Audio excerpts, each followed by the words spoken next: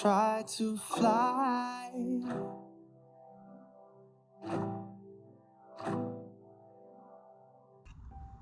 Друзья, всем привет! Рада приветствовать вас на своем канале. С вами Ксюша. И как я уже обещала, мы продолжим с вами серию пересадок во влагоемкую посадку. Мы с вами сделали в прошлом видео, мы сделали с вами одну пересадочку, и я дала небольшую порцию полезной информации, которая тесно связана с тем, в какой субстрат вы должны садить свои орхидеи с учетом вашего климата и вашего ухода. Поэтому, как я и обещала, мы с вами сделаем несколько пересадок во влагоемкий субстрат, что сегодня и сделаем. Потом мы снимем с вами вне влагоемкий и перейдем уже к мху. Мы будем с вами заниматься и подростками, и я покажу разные варианты, какие можно применять в выращивании с орхидей в мхе. Поэтому давайте все же не терять время и перейдем с вами вот к этой очаровательной красавице. Это голландский сорт, это достаточно новый сорт на рынке у нас. К сожалению, тоже название пока я ее не знаю. Ее среди цветоводов называют а-ля шоколадка. Вот, ну, видимо, по окрасу она несколько похожа с этим сортом. А в моей коллекции она с 2021 года, купила я ее перед весной, и она требовала пересадочки. Как я уже говорила, пересаживаем только по необходимости орхидейку. У меня на канале есть видео, я прикреплю в описании, кто не видел, обязательно посмотрите. Вот, именно эта орхидейка требовала пересадки. Весной я ее пересадила. И посмотрите, что происходит в горшочке за год ее выращивания. Она полностью забила весь горшок. Горшок аж лопается, он такой плотный-плотный. Корешкам уже очень здесь тесно. Воздуха, конечно, у корней минимум, поэтому мы сегодня с вами займемся ее пересадкой. Итак, друзья, поехали. Так, для пересадочки нам понадобится вот эта красотка цветущая. Как я уже говорила, что я не смотрю на состояние, цветет она, не цветет, потому что если все сделать правильно при пересадке, а также обеспечить правильную адаптацию после пересадки, орхидея, как правило, даже не замечает ее. Поэтому мы сейчас будем ее пересаживать. Еще нам понадобится пеларгон. И немного здесь у меня пеностекла. Кокосовый субстрат — это торф, который я сейчас расскажу для чего. Крупный серамис, кора фракции 1825, компания Архиата, мох сфагнум новозеландский, уголь и кокосовые чипсы. Я эти все компоненты в прошлом видео перечисляла, но не все применила, и в комментариях мне начали задавать вопросы, куда же ложить тот или иной компонент. Я их тогда приготовила и думала, что я успею показать вам все пересадки, но видео получилось достаточно длительным, поэтому я разделила эти пересадки на два видео, и вот сегодня как раз я покажу, куда эти компоненты мы будем применять и в какой пропорции. Итак, как вы уже видели, я перед посадочкой я замочила горшочек в водичке. Для чего? Чтобы наши корешки стали более гибкими и более мягкими, скажем, чтобы минимально их травмировать. Как вы видите, как я уже сказала, горшочек плотно набит. Я никогда в таком состоянии не вытаскиваю, когда вот горшок в таком состоянии, я никогда не вытаскиваю и не тяну орхидею из горшка. Я всегда стараюсь разрезать этот горшок. Если есть возможность это сделать ножницами, если нет возможности, я применяю раскаленный нож и потихонечку, аккуратно, сейчас я это и буду делать раскаленным ножом, скажем так, Потому что я объясню, почему ножом. У меня даже нет возможности ножницами подлезть из-за такого плотного горшка. Поэтому я сейчас его разрежу раскаленным ножом. И сейчас я покажу, как я это делаю. Значит, стараемся выбрать место, где у нас минимум корешков. И вот так вот аккуратненько ведем. Вот видите? И также мы сейчас сделаем донышко. Аккуратно. Стараемся делать все очень аккуратно, чтобы не повредить, не обжечь корешки. И такой же надрез я сделаю с другой стороны. Вот мы с вами сейчас достаем с легкостью. Я часто стала применять такой способ, чтобы минимум нам травмировать корешки. Видите, какой плотный корневой ком. Вот знаете, вот я сейчас достала орхидею, и я понимаю, что сейчас максимум, что я сделаю, это я освобожу только наружные корешки от компонентов, вот этих вот серамис и кора. И, конечно, распутывать этот корневой ком я не буду, потому что они очень плотные. Вы всегда смотрите все по ситуации. Конечно, каждая пересадка, она индивидуальна. Вот сейчас достав, я понимаю, что корневую систему ни в коем случае нельзя распутывать, потому что я доставлю растению только травмы, ранки, которые, ну, нежелательны, скажем так. Они без них никуда. Любая пересадка в любом случае проходит с каким-то минимальным количеством повреждений, но во всяком случае надо так стараться пересаживать, чтобы корневая система не сильно травмировалась. Наша цель как раз вот при пересадке корешки минимально травмировать. Вот, поэтому сейчас вот я освобожу по возможности, насколько я это могу, именно вот так с поверхности. И мы дальше, и покажу, что дальше надо делать. Вы видите, что этот год она у меня сидела тоже во влагоемком субстрате. Здесь у меня всего 3 компонента. Это кора, только кора была фракции 12-18, мелкий серамис, тоже сейчас немножко дальше об этом скажу, и керамзит. Керамзит для стабильности субстрата. Он у меня лежит не только на дне, как в качестве дренажа, а я его клала и в саму смесь, чтобы, как я говорила в прошлом видео, сделать субстрат стабильный. Стабильный значит, чтобы не сбивался. Так, некоторую информацию я буду в процессе повторять, то, что говорила и в прошлые разы, потому что есть зрители, которые вновь только присоединяются и, возможно, не видели каких-то моментов. И самое важное, я буду дублировать.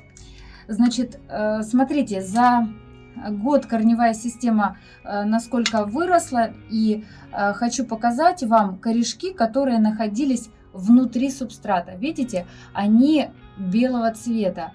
Вот корешочки, вот эти белоснежные, они лишены хлорофилла, к ним не было доступа в солнышко, и, соответственно, процессы фотосинтеза там не происходили, и они не окрашивались в зеленый цвет. Поэтому эти корешки тоже хорошие, ни в коем случае их не отрезайте. Состояние плохих корней — это когда они мягкие, легко отделяются от тяжей. Тяж — это вот эта ниточка. За год содержания орхидейки вы видите, что у меня всего 1 или 2, в общем, одним словом, парочка только плохих корешков. Сейчас вот я вижу эти корешки, мы с вами сейчас их удалим. Вот этот корешок, Он уходит у нас куда-то там в толщу. В общем, виламин очень легко отделяется с гнилых корешков. Эти корни, если при надавливании из них выходит влага, они, как правило, цвет имеют либо коричневый, либо темно-коричневый, вплоть до такого почти черного. Все здоровые корешки могут иметь цвет от белых, желтеньких таких и до зеленых. Гнилые корни, как правило, их ни с чем не спутать, даже по их состоянию. Они сразу заметны. Значит, убираем все плохие корешки до живой ткани, убираем все сухие кончики, краешки.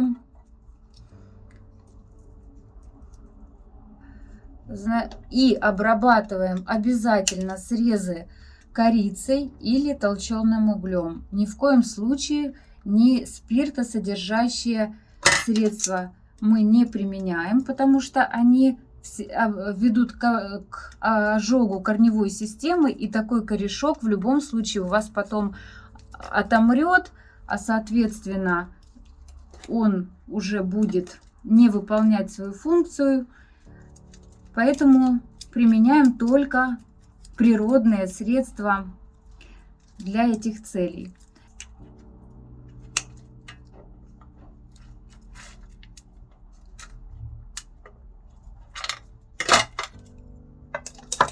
Так, все срезы мы обрабатываем корицей. Я для этого использую вот такую вот кисточку. И вот видите, вот эти вот места. Вы можете, знаете, как делать? Так, чтобы не запоминать, где, когда был срез. Вы сразу отрезали, тут же обработали.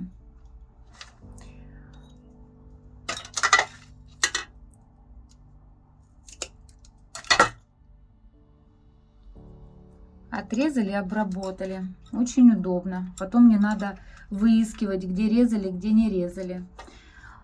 Так, и отрезаем всегда старые пенечки от прошлого цветения.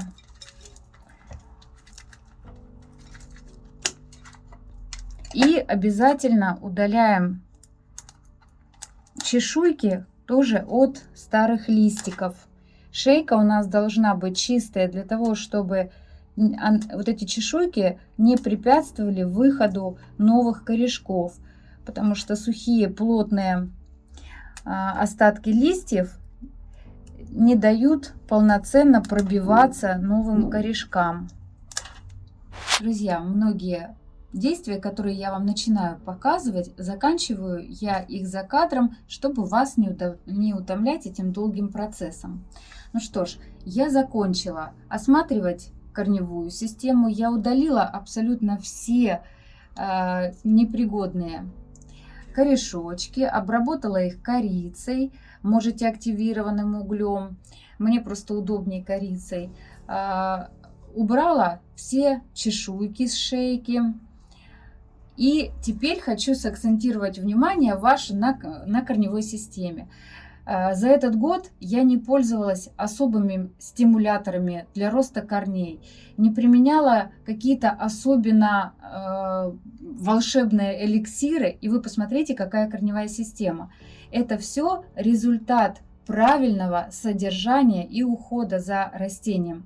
Если вы обеспечите правильный режим, световой режим в течение всего года, если вы правильно организуете полив вашей орхидейки, то вам гарантирован хороший результат и без всяких стимулирующих средств. Состояние такой корневой системы я не мою, я все же оставляю те микроорганизмы и тот микроклимат, который был у нее в старом горшочке. Как правило, не замачиваю ни в каких средствах я такую корневую систему, но сейчас тоже опять же продублирую вам информацию об этом препарате. Если у вас не очень хорошая корневая система, если вы увидели, что часть корней у вас плохих, то есть хорошие, но есть и плохие корешочки, и их процент достаточно большой относительно здоровой корневой системы, то вы примените этот Magnicure Energy, разбавляйте его по инструкции и оставляйте на 30 минут. Всю корневую систему вот так прям опускаете 30 минут, потом достаете, около 3 часов высушиваете корневую систему, а потом только приступаете к пересадке. Я сейчас прям сразу приступлю к пересадке, потому что таких действий мне производить не надо. Ну что ж, займемся теперь подбором горшочка и дальнейших наших манипуляций. Итак, мы подошли вплотную к выбору горшочка. Сидела она у меня в 12 горшке. Это в том классическом, в котором мы покупаем голландские орхидейки. Вот, и перед вами сейчас два вида горшка. Отверстие мы делаем заранее. В прошлом видео я в процессе посадки говорила, что я потом проделаю отверстие. Отверстие лучше делать заранее. В моем случае была просто ситуация, что я торопилась снять видео и не нашла время на эти отверстия. Сейчас я проделала отверстие, но сейчас расскажу, почему перед вами два вида горшочка. Если садить орхидею вот в этот горшок, по объему он ей подходит. Выбираем объем горшка, чтобы был на пару сантиметров, на 2-3 сантиметра в окружности больше, чем корневая система. Мы помним о том, что если большой горшок для корневой системы, то корни просто не будут успевать выпивать водичку из того объема, большого объема коры, потому что горшок будет большой, и это хорошее условие для загнивания корневой системы. Если горшочек подобрать узковат, то придется часто пересаживать, буквально каждый год. Вот в моем случае этот горшок подходит, но высота этого горшка не подойдет мне, потому что если я положу сейчас, я начала примерять за кадром, если я положу дренажный слой, то у меня поднимается орхидейка, и она уже будет парить над субстратом, и поэтому мне этот горшочек не подходит по высоте. Будучи в магазинах, когда я закупаю всевозможные горшки, вообще сейчас как бы вроде и широкий выбор горшков для посадки орхидей, но в то же время они не все удачные. Они в ширину хорошие, а в высоту недостаточные. Так как я сказала, что мы с вами орхидейку не распутывали, корневую систему ей, мы оставляли уже той формой, в которой она, собственно, и сформировала свою корневую систему, мне сейчас мало горшочков, вот этих классических, которые предлагаются в магазине, подойдут. Поэтому, зная это, в своей практике я как бы достаточно давно уже увлекаюсь орхидеями, и при пересадках я все эти моменты уже знаю. Поэтому я закупаю в магазинах еще вот такого плана. Это вообще-то не горшочки, это кашпо. Выглядят они в новом состоянии вот таким образом. Это кашпо я вам показываю немного меньшего диаметра. Они существуют разного диаметра и разных цветов. Но я покупаю именно прозрачные. Вот это вот, например, более для классический такой. Это где-то примерно как 12-й горшок наш. Вот этот технический, в котором мы покупаем. Показываю просто, как выглядит. Он не имеет отверстий ни в дне, ни по бокам. Я это делаю паяльником. Это очень легко. При наличии паяльника очень легко делаются все отверстия. Вот так вот. И у меня получается уже очень полноценный классный горшочек. И очень удобный, потому что он не очень широкий, и при этом он высокий. И вот в таких вариантах корневой системы, как у меня сейчас, это очень... Так, сейчас этот корешочек попробую сейчас вот так загнуть. Вот посмотрите, насколько идеально получается посадка в этот горшок. Поэтому приступим. применять мы, теперь немножечко о коре. Применять мы с вами будем фракцию 18-25, как, собственно, и в прошлом видео. Но мне хочется показать вам сравнительную характеристику двух фракций торговой марки Архиата. Вот эта фракция 12-18. И вы видите, насколько мелкие, тут даже, вот посмотрите поближе, насколько есть мелкие щепки. Прям действительно мелкие. И таких крупных кусочков практически нет. Вот к такой фракции коры прям и просится для стабилизации субстрата добавить какие-то компоненты, стабилизирующие его. Как я уже говорила, это либо керамзит, пларгон или пенопласт, потому что вот такой субстрат, вернее, такая фракция будет все же сбиваться, и воздухопроницаемость у корней нарушается. Вот эта фракция 18-25 я всегда считала, слишком сухая посадка будет в такой фракции. Но когда я нашла вот этот баланс, когда можно применять вот эту большую фракцию вместе с влагоемким компонентом, это стало просто идеальной посадкой, потому что очень хорошая воздухопроницаемость у такой фракции, очень хорошая стабилизация. Сюда даже к этой фракции я не применяю стабилизирующие компоненты, совершенно никакие. В общем, вот это вот преимущество. И здесь, как вы видите, присутствует абсолютно разного диаметра кора. Вот я отдельно уже отобрала самые большие кусочки, чтобы сейчас нам с вами в посадке их применять. А вот это вы видите в этой емкости у меня кора, та, которую я купила и просто засыпала.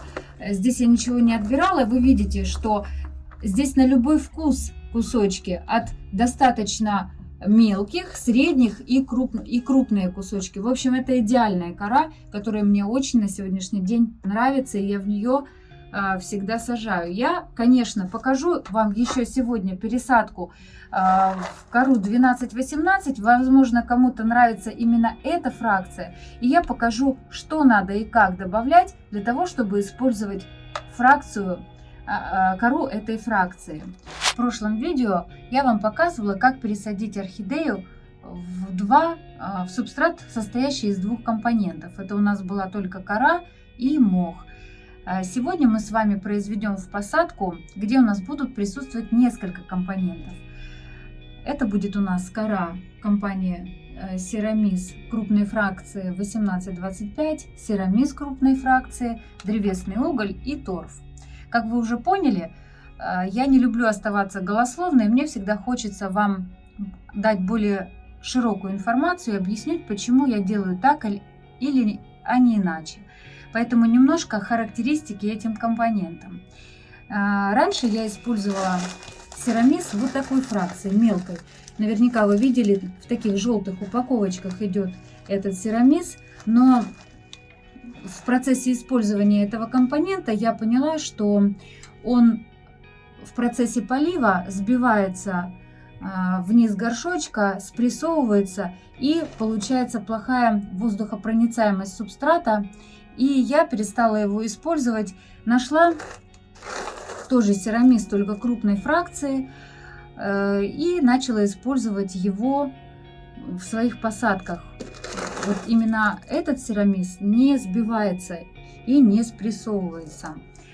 Древесный уголь, понятно, он выполняет роль антибактериальных свойств, который предотвращает размножение патогенной микрофлоры. И торф. Ну что ж, о торфе немножечко поподробнее. Друзья, пока я буду вам рассказывать о характеристиках торфа, чтобы вы не заскучали, предлагаю вам полюбоваться красотой.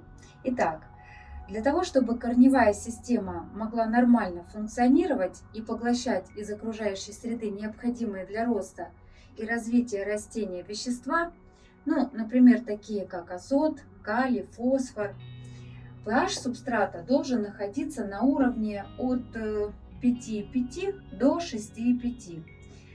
При более высоком или более низком его показателе орхидея в первую очередь прекратит поглощать железо. А всем вам известно, что дефицит железа ведет к пожелтению листьев и в итоге к их засыханию. Даже если изначально кислотность субстрата была нормальной, то от полива водопроводной водой, pH которой, как правило, от 7,2 до 8, общая кислотность самого субстрата постепенно начинает повышаться. Как раз для таких случаев, чтобы как можно дальше оттянуть неприятный для орхидейки момент, современные субстраты, которые мы видим на прилавках магазинов, как раз добавляют такой компонент, как торф. Если же у вас дома стоит хорошая очистительная система, или вы пользуетесь какими-то качественными фильтрами, вы можете без всякой угрызения совести высаживать орхидейку хоть в чистую кору. Ну, что, собственно, и делают производители в оранжереях, потому что у них стоят дорогостоящие очистительные сооружения. Ну, а если вы поливаете орхидеи, чем Бог послал, то окружение для корней орхидейки нужно готовить с умом. Вот как раз тут нам на помощь приходит торф. Торф поможет субстрату, он замедлит повышение pH, и хорошее самочувствие орхидеи продлится до следующей пересадки года так через 2-3.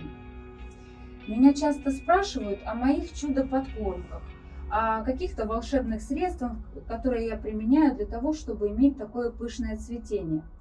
Ребят, возможно, я сейчас вас сильно разочарую, но удобрениями я не сильно увлекаюсь и уделяю им меньше всего своего внимания в уходе. Во главе моего ухода это акцент на оптимальный свет в течение всего года, и на качественную воду. Вы должны всегда помнить, что вода и свет – это те самые два важных фактора, от качества которых зависит рост и развитие, а также, конечно, пышное цветение ваших орхидеек. Ну что ж, давайте приступим. Горшочек мы с вами уже подобрали. Первый слой это у нас идет дренаж. В качестве дренажа я всегда использую фларгон и небольшое количество пеностекла. Раньше использовала керамзит, но керамзит намного хуже качеством, чем фларгон, поэтому я перешла на этот компонент. Следующий слой это кора. Кору мы с вами берем средней фракции, небольшие кусочки используем.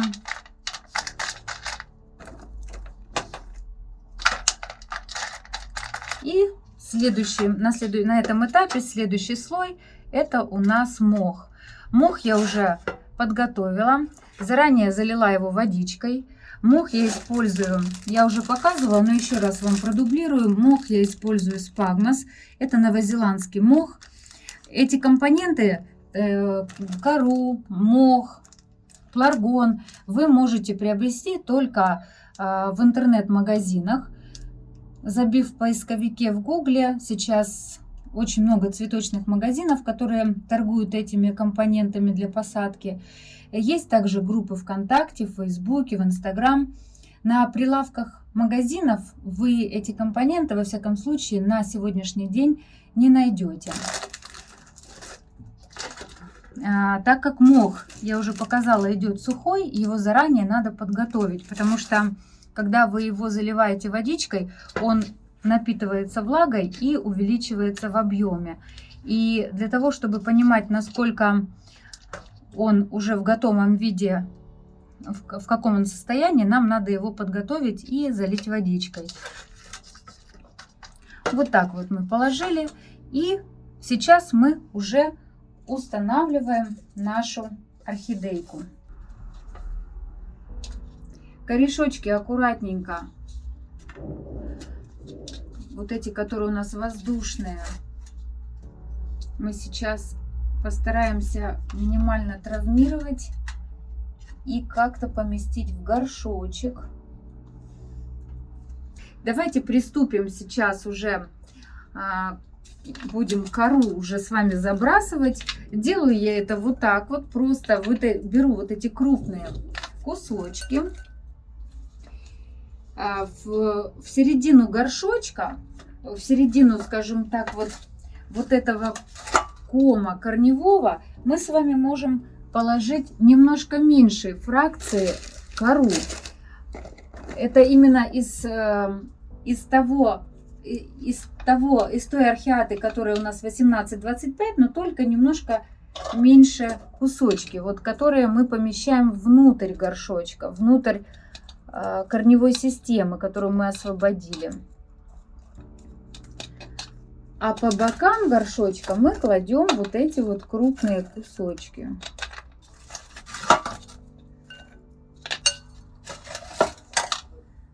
Помогаем некоторым кусочкам при помощи палочки немножко опуститься вниз горшочка. Мы не утрамбовываем, ни в коем случае не приминаем, мы просто даем возможность вот кусочком туда проникнуть пониже. А теперь берем серамис и начинаем тоже по краю горшочка и в толщу, тоже вот в серединку помещать небольшое количество. Пока небольшое. Сейчас мы по мере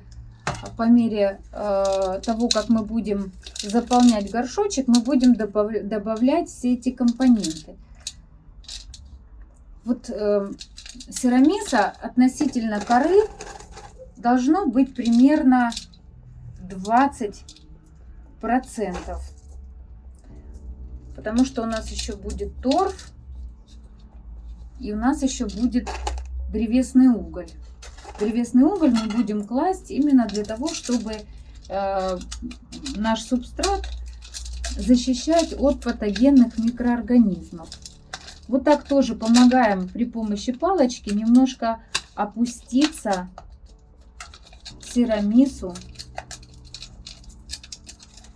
на дно, ну, ниже по стенкам горшочка.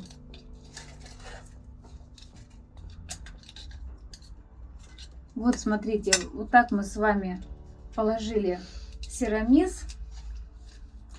Также мы как по стеночкам разместили его, и, как я уже сказала, мы положили какое-то количество внутрь горшочка. Вот там вот, где у нас корешочки, вот здесь вот внутри тоже у нас корневая система, и тоже там добавляем этот компонент. Немного, не надо переусердствовать. Какое-то небольшое количество гранул этих кладем. На этом же этапе мы добавляем древесный уголь. Вот у меня древесный уголь. Его количество должно быть примерно 10% тоже от коры.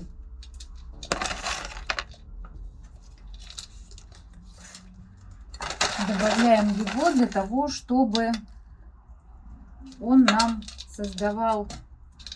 выполнял функцию защиты от всякой патогенной флоры.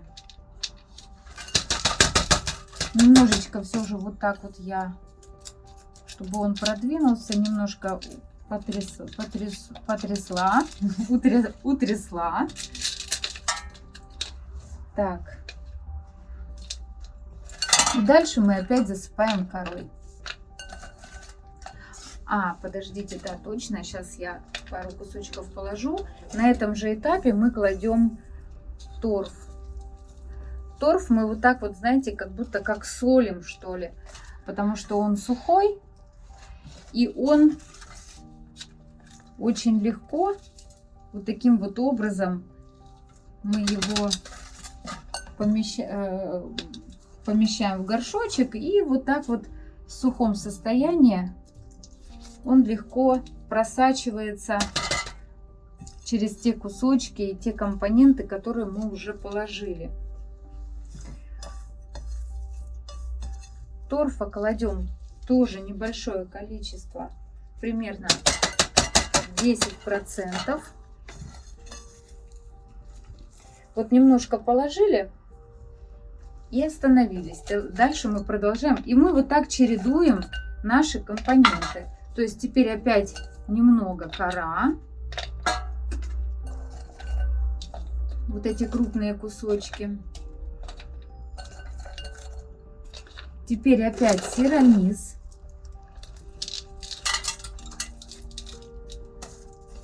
Сирамис.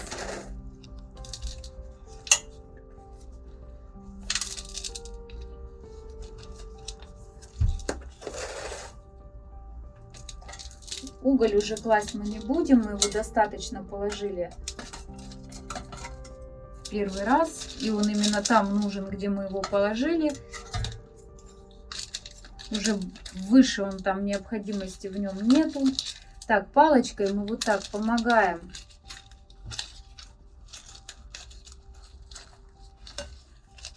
пройти всем компонентам, но при этом, я говорю, мы оставляем воздушные карманчики.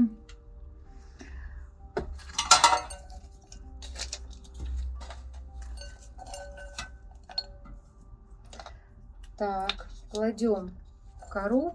Сверху мы уже будем применять кору средней фракции из той же партии, которая 18-25, но подберите кусочки уже, которые помельче, чтобы они держали нам влагу, чтобы не сильно было испарение тоже из самого субстрата.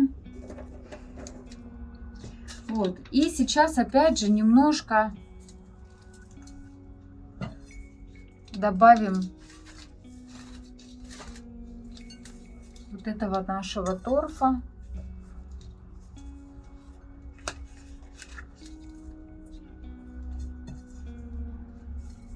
Все, этого достаточно вполне.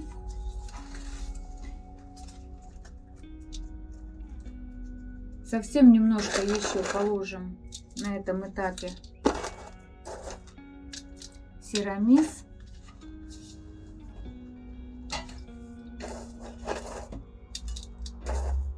Все, и до краев, уже по всей высоте мы кладем вот эти вот небольшие уже кусочки коры. Шею мы немного заглубляем. Смотрите, как это сделать. Насколько заглубить, я сейчас вам покажу.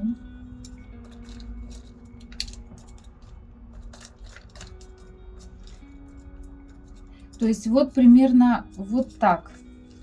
Вот видите, вот. И с этой стороны, с обратной тоже.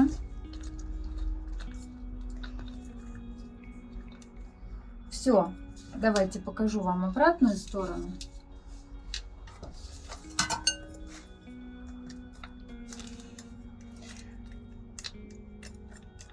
Вот так. Ну и завершающий этап — это мульчирование. В качестве мульчи я применяю тот же мох новозеландский спагмос. Кто не знает, мульчирование — это поверхностное покрытие почвы мульчей для ее защиты и улучшения свойств. Мох наш, который некоторые, да, применяют в качестве мульчи еще кокосовое волокно, но мне больше нравится мох, потому что мох выполняет у нас дополнительные еще функции. Первое — это работает как картридж, как некий фильтр для тех, кто пользуется водопроводной водой. Проходя через мох, вода становится мягкой и попадает уже в горшок без солей жесткости. Но помните, что такой мох нам надо менять каждые 3-4 месяца и выбрасывать его как отработанный. Никуда мы его больше не применяем. Если не менять его вот с такой периодичностью, то новые корешки, которые появляются от стволика, от шейки, когда касаются засоленного мха, они обжигаются и отмирают. Поэтому меняем его регулярно. Вторая функция: когда мох влажный, то он создает дополнительную влажность вокруг листиков растения. Ну и последнее: это мох препятствует быстрому испарению влаги из субстрата. Даже когда он лежит сухим блином на поверхности, все равно он защищает выходу влаги из горшочка. У меня также спросили в комментариях к прошлому видео, нужно ли обрызгивать орошать вот из пульверизатора вот этот мох, который уже сухой на следующий день. Если у вас небольшое количество орхидей, если у вас есть на это время, конечно, это будет большим плюсом, если вы это будете делать с хорошей регулярностью.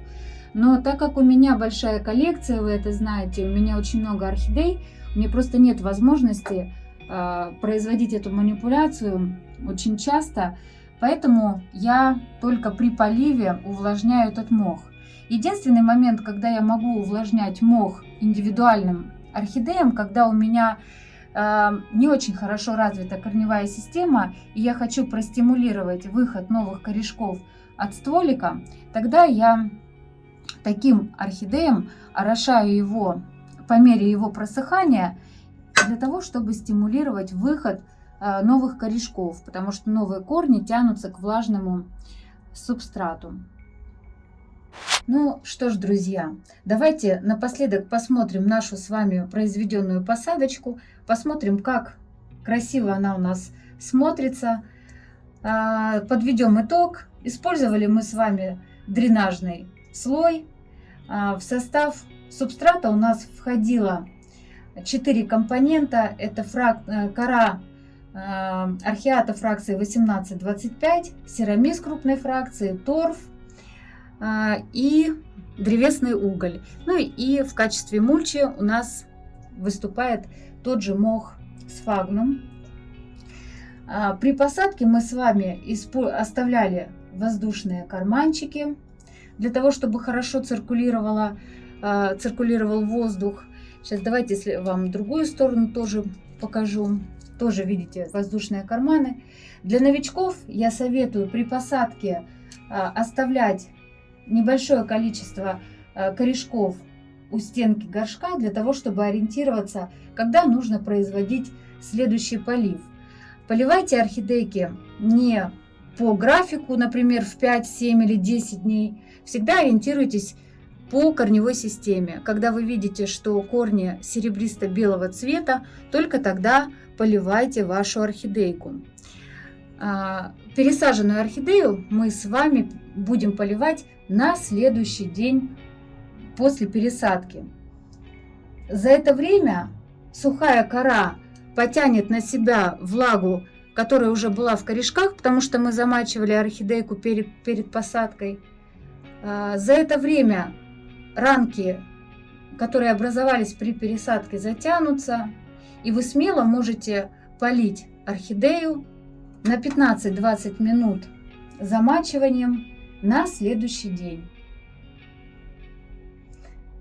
Ну что ж, друзья, эта пересадка подошла к концу. В моих планах было показать вам в этом видео 2 пересадки, но пока я пересаживала эту орхидейку, мне настолько многим хотелось еще с вами поделиться, что ролик уже оказался достаточно длительным, поэтому предлагаю все же не утомляться и немножко распределить правильно, рационально наше время и перенести еще одну пересадочку на следующее видео. А я буду с вами прощаться. Я обещаю, что затягивать с новым роликом точно не буду, поэтому мы скоро с вами увидимся. До новых встреч и пока! I need you now, and I don't care how. Can't you see my love? I need you now. Promise I will make it right. I'm still waiting. I need you now. I don't care how. Can't you see my love? I need you now. Promise I will make it right. I'm still waiting. I don't know what to do, I can't find the light in here. Don't know how should I feel staying alone with this fear. Moving too fast, how can we find a place? I forgot who I am, forgot where I came from. Forgot all my roots, left all my safe zone. Now I'm stuck in a loop, stuck in a loop. Can't you see how I need you now? I don't care how. Can't you see my love? I need you now. Promise I will make